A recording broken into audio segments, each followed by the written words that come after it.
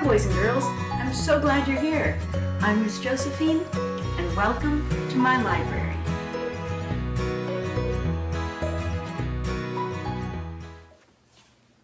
Hi boys and girls and moms and dads and families, I see you found your way back to my library. Well, perfect timing because today I'm going to share with you one of my absolute favorite types of stories, the folktale. Folktales are unusually interesting. In fact, they're so interesting that they've been around for hundreds or thousands of years. In fact, they were first told before there were books, before there were pens or papers or pencils. People couldn't write them down. And books, those came much later. There were no such thing as printed books when some of the earliest folktales were told. What made these folktales last so long without being written down was that they were really special. So let's use our imagination. Let's use our imagination to go back hundreds and hundreds of years to a chilly winter night with children huddled around the fire for warmth, and they're all cozy, and it's almost time to get into bed and get underneath the covers, and they say, "Tell me a story." And the grown-up has to go, and think and use their imagination. And then they tell a story. And if that story is particularly interesting to the children, they'll say the next night, and maybe even the next night, "Tell me that story again." Have you ever done that? Have you ever had a favorite story that someone reads to you and you say, "Read it again, read it again"? It's not every story, right? Some stories land in us different, and we want to hear them again and again. Well, those stories that were so special that children wanted to hear them again and again, those stories got passed down. The children memorized them, and then when they grew up and had children of their own, and those children said, "Tell me a story," they didn't have to make the story up because the story was still in their heart, and so they could tell their children. And then when those children grew up, they told their children, and this went on so many times that eventually it was hundreds of years later, maybe even thousands of years later, before somebody wrote them down and had them printed in a book form for us to share today.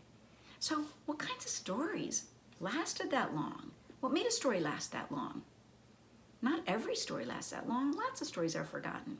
The stories that lasted that long were the stories that had a really interesting theme.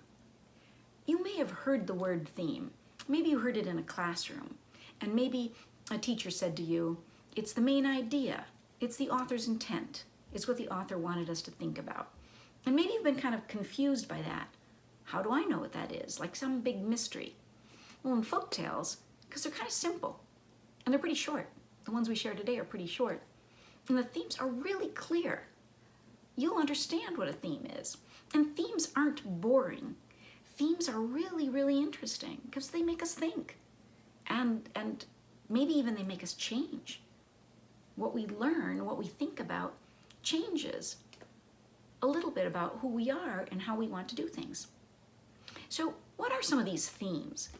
Well, they're repeated in different folktales. Some of these themes are so interesting, they'll pop up over and over again in a lot of different folktales. I'll tell you one I think you might really like. It's the theme of don't overlook the little guy. Don't underestimate the little person, the child. That sometimes people think that only the biggest person or the oldest person can solve a problem, but actually it might be the little guy that solves the problem. So don't underestimate the little guy is a repeated theme in folktales. Another thing we see again and again is watch out for the trickster. Watch out for tricky people. If you listen to them, if you're fooled by them, you might be in danger. In folktales, the trickster, it's not usually a person. It's usually played by an animal. The animal represents a person. Anytime there's a story where the animals are talking to each other and have the same kinds of feelings and ideas as people or are wearing clothes, they're not really animals, are they? No, they represent people. So I bet you can guess who the trickster animal is. It's always this animal. So if you haven't thought of it by now, I'll give you a little hint. We'll say this animal is sly. Sly is another word for tricky. Have you thought of that animal? You're right, it's the fox, poor fox, hundreds or thousands of years as the tricky bad guy, probably because he snuck into hen houses and ate people's chickens.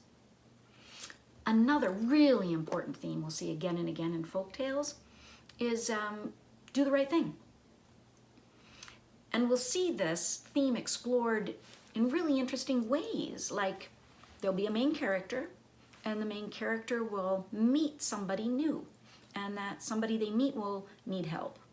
And depending on how our main character responds, are they helpful or are they not? Did they make a good choice or did they make a bad choice? They'll either be rewarded, good choice, or punished, bad choice. What makes this interesting in folk tales is that these rewards or punishments are usually magical, things that couldn't happen in the real world, but they still give us the idea that if we make good choices, good things will happen. And if we make bad choices, that won't be true. So that's an important theme that we see again and again in folk tales, and in a really fun way. Another theme that we'll see in folk tales is folk tales that answer the question, why? Why? Why is that true? I don't know about you. Do you ask a lot of why questions? I did. When I was a child, I asked so many why questions. Why this? Why that? Why this? Why that? I was told it was very annoying. I had so many why questions. Luckily, I grew up as you did, as you are, in the time of science, where scientists know the answer to the world around us. Why do the seasons change? Things we might want to know about space. All kinds of things we know the scientific answers to. Our parents can tell us those answers, or we could look them up. But hundreds and hundreds of years ago, they didn't have the same access to science or scientists. So their best way to try and understand things were to make up stories about why the sun was in the sky or why the moon was in the sky. And while those stories weren't scientifically correct, they were fun and interesting. Another type of folk tale that we'll see is a story that teaches us a lesson.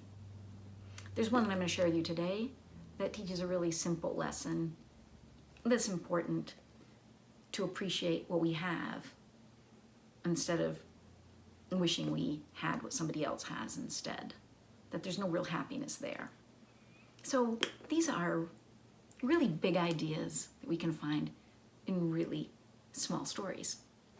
Some of those small stories with big ideas are collected in this beautiful book, Folktales Children Love. Now this is an old book. You can't buy this book new anymore. It's many, many years old, and I've had it for many, many years. And it's written by a man named Waddy Piper. Waddy Piper actually didn't exist. There was no Waddy Piper. There was a man named Arnold Monk. But when he wrote folktales, he liked to use the name Waddy Piper.